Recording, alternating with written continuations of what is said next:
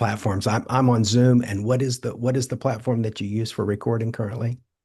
I just switched over to StreamYard. StreamYard, which is that's a great service, OBS. And is OBS the same as StreamYard, or is that a different No, service? no, no. There's a difference. StreamYard is like OBS without all this technical knowledge needed. I see. Okay. Okay. Yeah. It took So me. I Sorry, go wish ahead. I could use OBS because it's free, but you need a computer science degree to use it. So Hopefully that'll change if they want to be competitive, if they want to attract more podcasters. But I understand there are podcasts that have big audiences. Maybe they have panel interviews. And I am Robert Gaines, and this is the Free Time Mastermind podcast. My guest is Devon Wieters. We've got some excellent information. You really enlightened me on this subject when I saw your Podmatch page. Of course, we're both Podmatch alumni. I had no idea. I don't talk about this often, but I'm a disabled American veteran. I spent 8 years in the Army, thank you for and your service, by the thank, way. thank you, thank you. So I'm very passionate about disability issues. I don't know if we can still say that word or not, but that's what we used to Oh, say in my it's fine. generation. As long as you don't use the R word, like I'm Yeah, good. yeah, absolutely. Yeah. Yeah, and technically medically that word doesn't even really have any validity because it's not connected with any diagnosis. So I'm very much a person of science, but thank you so much. Obviously, I looked at your website, and what an amazing wealth of information about this marriage penalties. Can you tell me when you first found out about it, or when it first became relevant to you, and it caused you to get more active about this issue? Well, I've been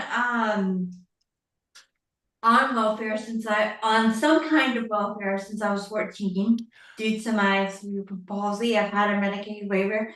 And the first issue that I noticed was that they were paying the aides that we hired to come to my house and work with me for even like a few hours after school till my parents got home from work.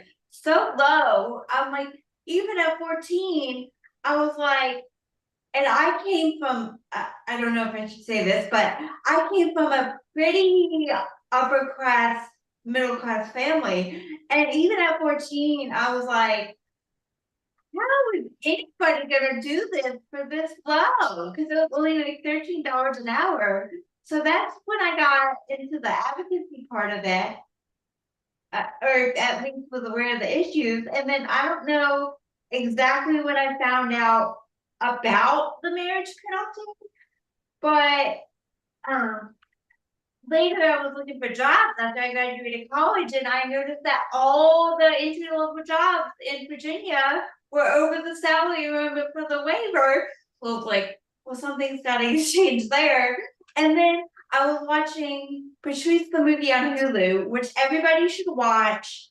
I mean, I don't agree with all of the director and producer's point of view on every political issue, but all the stuff you see in the movie, the Choose the movie is true.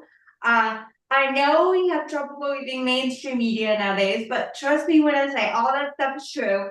And I was watching that, and I knew that there was a marriage penalty, but watching that, I learned that there was legislation just kind of sitting there in Congress that had not been passed. And I was like, well, somebody's got to do something about that. So here I am. That's fantastic, Devin. When did you start Wheel the which of course you've got it in your background, which is great. Wheel with It podcast. When did you start that?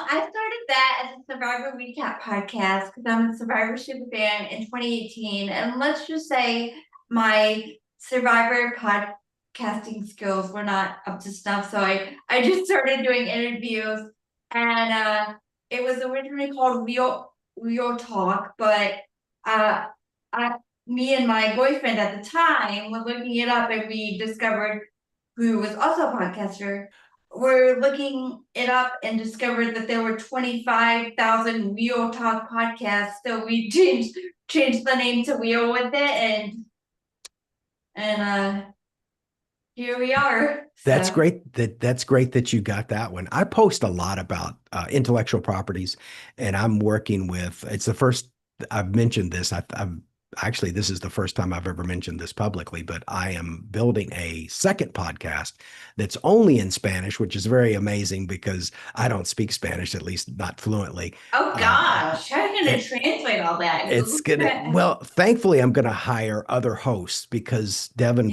for my podcast, I never initially had planned to be the host. So this was almost accidental. But I did have my VA, my virtual assistant, Caroline Madriz, about a year and some change ago. She did 2 episodes in Spanish on my channel, and they did very well. And I said, hey, let me launch this in Spanish. And that's just now. We're probably maybe going to be shooting our first episode in the next 2 weeks. But anyway, my point behind that, Devin, was we looked at different names in Spanish for the show. And the first thing I did is made sure there were no other podcasts, at least on YouTube, which is going to be our primary form on with that name. And then the second thing was the URL available for the website. Yes. So for Wheel With It, you did both, right? It is so YouTube is your primary outlet, you'd say. Is that correct? Yes, we are on audio platforms as well, but we are getting the most traction on YouTube, we'll say. That's right. Yeah, I think YouTube is. I do send. I'm a little bit behind, and I should admit this, but I also send things to RSS, to Spotify, to all of the audio platforms, but I'm probably about 4 or 5 episodes behind, only because we don't get much love on the audio only platforms.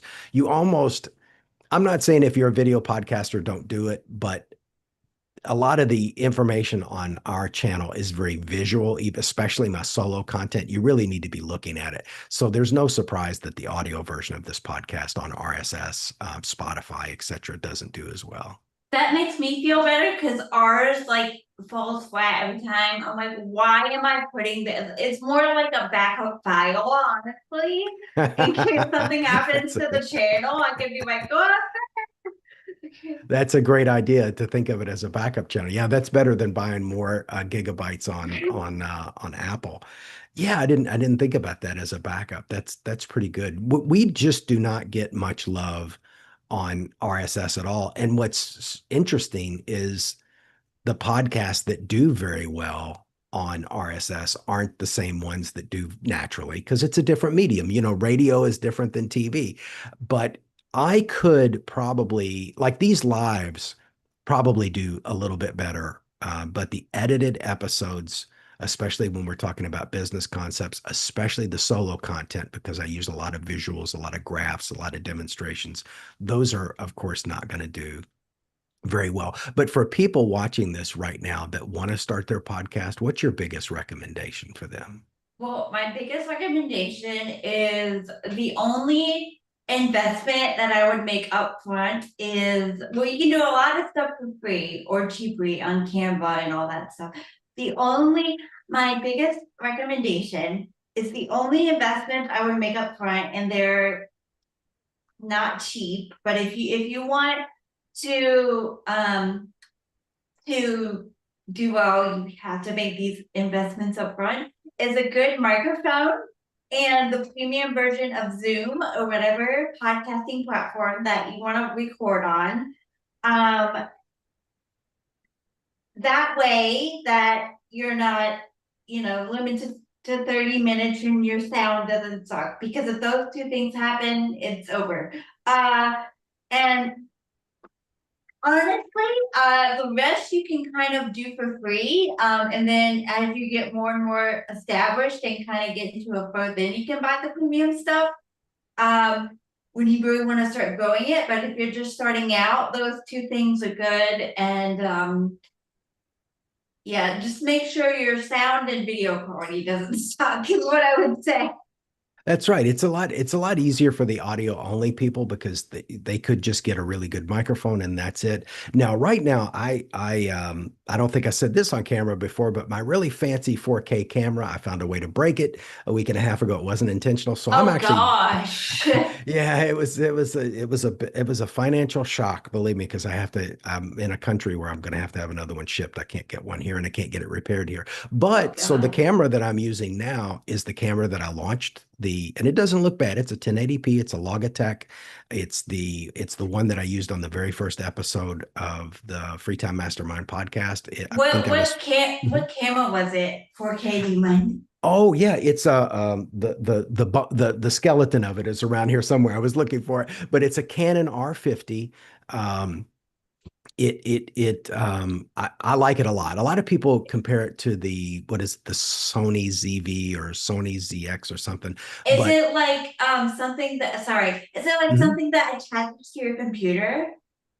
It can, but it's a regular what you would call like a digital SLR. So it looks like Okay. something you'd go do a photo shoot with. And that's why I chose that, Devon, because I could use it as a podcasting camera because it looks like a regular old-fashioned camera with the big lens. Because I wanted to be able to do photo shoots and action shots and everything. So you just can change the lenses out to make it do the Oh, different things. I have a really nice camera that I got for a photography class once because obviously I needed a camera for that. And honestly, I didn't even think about using it as a podcasting camera. That might be good, but the only problem is I need something that's gonna attach directly to the laptop because I can't like plug it unplug. So Yeah, I would say if well, I'll tell you, I had to make a few changes to make the Canon R50 work for me. So then the lens that it comes with is I mean, I could have used it, but you really need a super wide because you need to have your face really close to the lens. So they have this great lens that I bought. And also, when you're on battery power on the Canon R50, I had to put a dummy battery in there. So it was connected to the wall and it was a little fake battery I put in there. So podcasters have to do that. But Canon does have a new, I think it's an R50V, which is almost the same camera, but then more designed for podcasters. The only thing that I have to do, Devon, to prepare for the podcast, I'm gonna slide my microphone a little closer here. So I have this gooseneck microphone that when the podcast is over, obviously I can just shove it out of the way.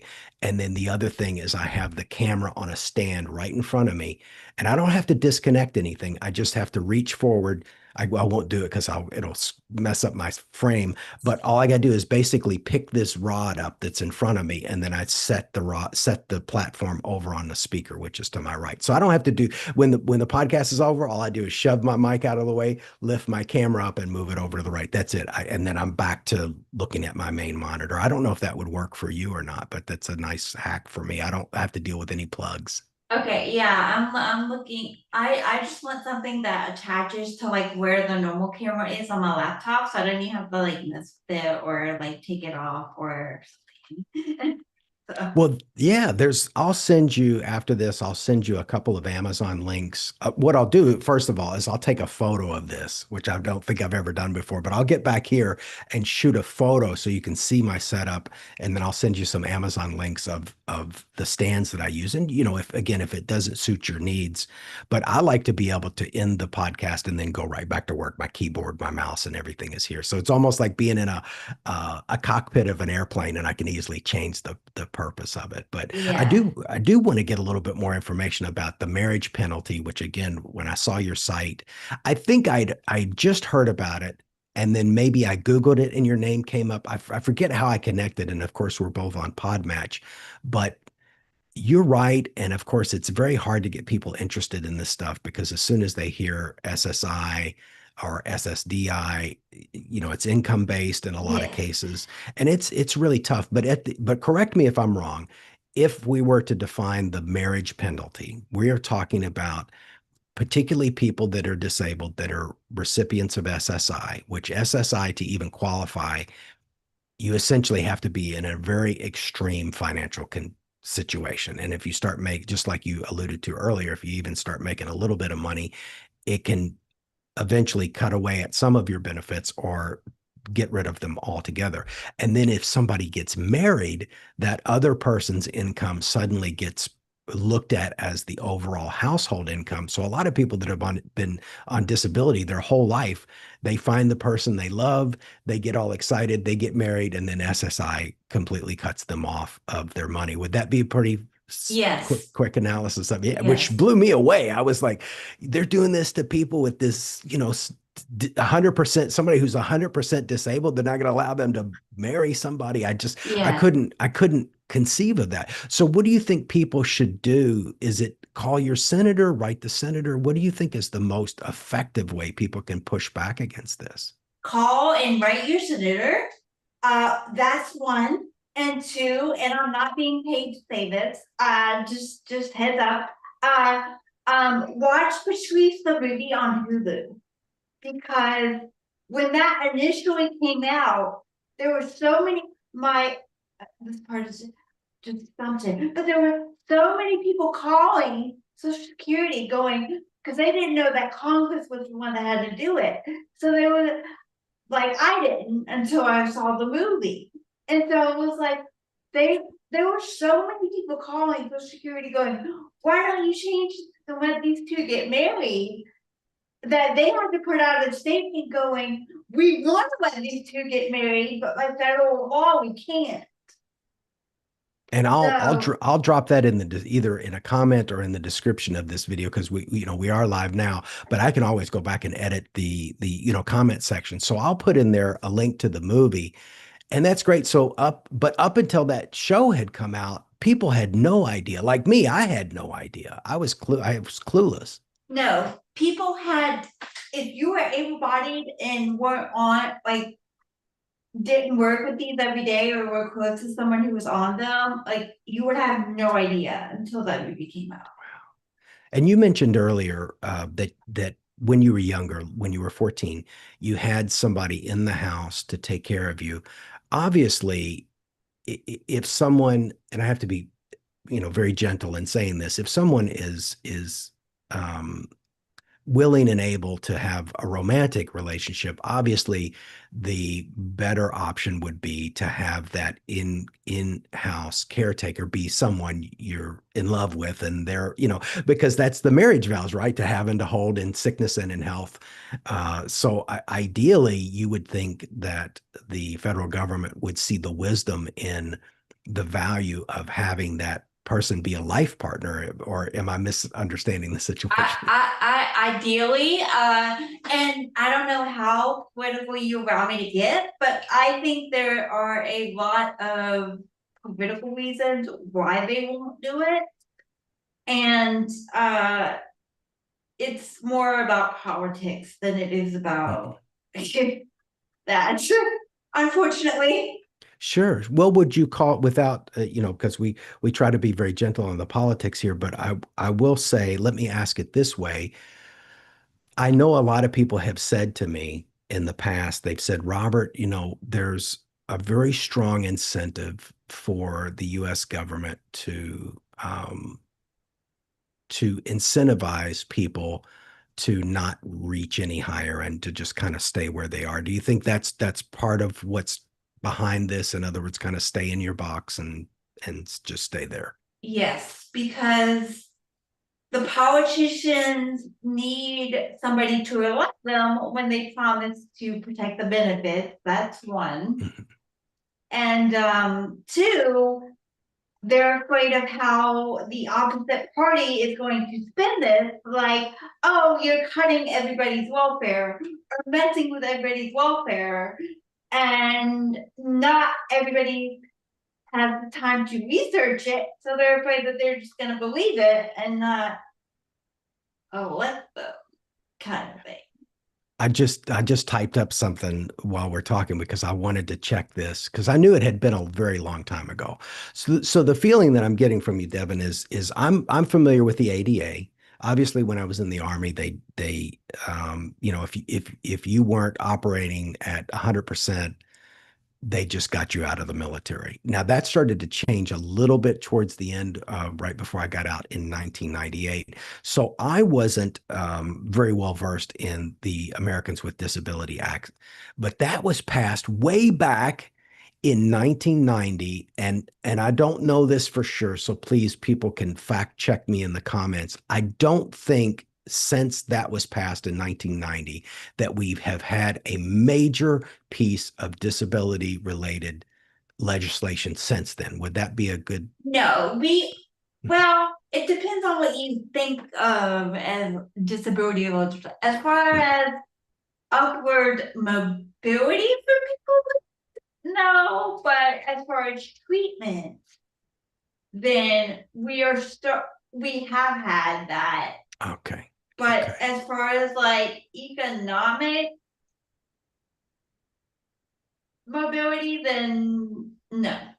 So we're 30, look at it. We're 36 years because the ADA was groundbreaking. I was born well before 1990, and I can tell you that as horrendous as treatment of people with disabilities are now, prior to 1990, I can't, I don't even want to describe it on camera. It was that bad. People just had but No.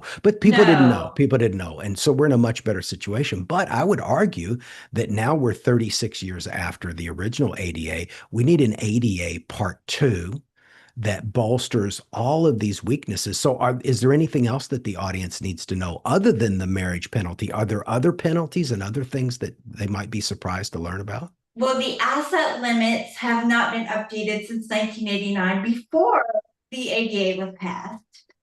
So what we also need to do is update the asset limits to $10,000 for singles and $20,000 for couples, at least that's our target, and allow those values to adjust for inflation. Because right now, the amount of money you can get from the government adjusts, but the amount of money you can make and still qualify for government benefits has not adjusted in 36 years. So that and yeah, those are so the two pieces of legislation are the SSI Restoration Act and the Marriage Equality for Disabled Adults Act. Uh, the Marriage Equality for Disabled Adults Act eliminates the marriage penalty for Medicaid itself, so that people who are on SSI and not SSI can still get married. Because if you can believe it, I literally just found this out a month ago.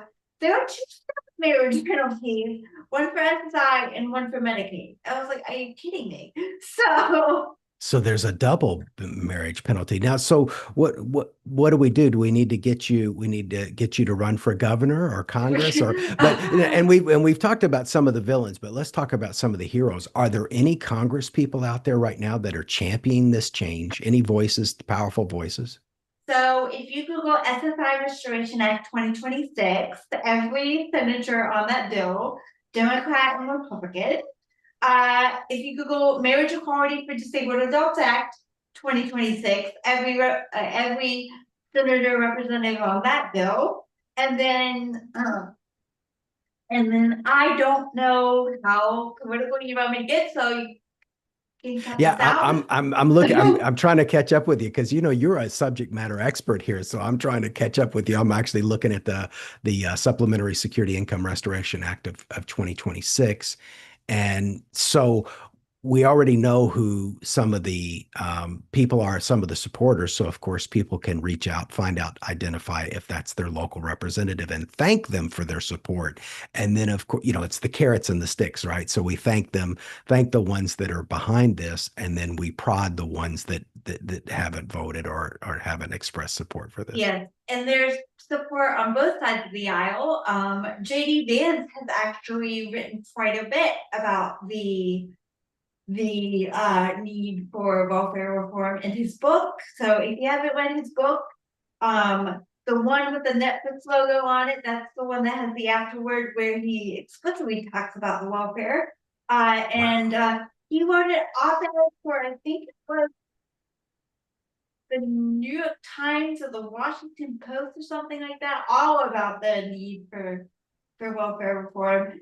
And so I will try to get you a link to that where everybody can read it for free, but I'm not sure I'm going to be able to. But Well, your website is a great repository for yeah. information. So let's talk about that. You're active. Where's the best place people can find you? Do you want people going to LinkedIn or going straight to your website or to So your YouTube video? Sorry. if you go to realwithit.com/YouTube, you can subscribe to the YouTube channel. And then if you go to realwithit.com/follow us, you can find all my social media there. And that's the best place to get in touch with me. Or there's contact form on my website if you need to reach out to me directly. So That's That's fantastic. Well, do you have anything? Now, obviously, you're ongoing as a podcaster, and you've got a lot of things going on with that. But do you have any other big projects set for 2026, 2027? Do you have a book in the works or any new projects you want to tell us about? No, no book yet. I don't have a the attention span or the time to write a book yet, but I do have a Substack piece coming out on June. I don't know, maybe like the 16th, I believe, about sort of reflecting on the um the book Hillbilly Elegy and how it impacted my life Wow. and just personally my own personal reflections from that. So I felt very naked writing it. So I haven't written in a couple of like couple weeks, but I have to get on to that. So Yeah, and a matter of fact, it was a musician, David Bowie, that said something brilliant. And I think about it a lot because people don't typically do great things from a position of comfort. And during an interview, David Bowie, they said, what should you say? What would you say to the younger musician, the younger artist out there? And he suggested that he says, if you've ever been in a pool or if you've ever been in the ocean swimming and you get out just to the point where your foot can't touch the bottom and you're a little bit uncomfortable and you're a little unsure, he said, that's the place you need to be as a creator. So that feeling of nakedness and the vulnerability, every movie you've ever loved, every song, every piece of poetry that's ever moved you, every painting is usually because an artist has bared their heart. So I think revealing that vulnerability is a very powerful way to create strong art. And so I would encourage you to continue to do that. So we'll look forward to that. If you can, get any links to that. I'll update the description for this video. And in the wrap up, did you have any questions for me, or was there anything you wish I had asked? no, you have a great podcast. Thank you. You've been a very, very good interview. So Thank you thank so you. much. Well, I appreciate that. And of course, we've got to talk about our friends at Podmatch, Alex Sanfilippo and his wife, Alicia, partner and co-owner of the company, Alicia Sanfilippo. They've been wonderful people. You've had good experiences with the site as well as far as finding guests. Oh yeah, Alex is like Alex. I haven't had any in-person interaction with him, but Alex seems like a really, really good human. Yeah, So he's great. Well, unfortunately for him, I've interacted with him a lot.